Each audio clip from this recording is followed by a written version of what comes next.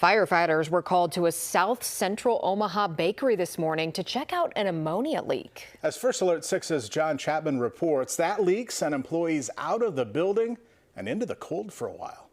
Employees at J. Skinner Baking got an unexpected coffee break this morning when they were forced to evacuate the building.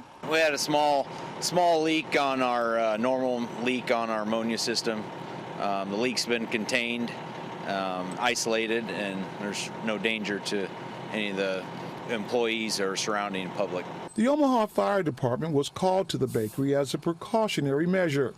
J. Skinner Baking supplies cinnamon rolls, brownies, and other baked goods to grocery stores and food service providers across the country. The ammonia leak here in Omaha forced around 200 employees to evacuate the plant.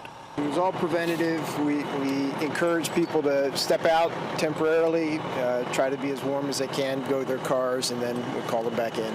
Omaha Fire Department officials tell us their services were not needed. There were no serious injuries. In South Omaha, I'm John Chapman, First Alert 6. Omaha Fire Department officials on scene tell First Alert 6 one employee did need precautionary medical attention. Employees were able to return to work after the all clear was given.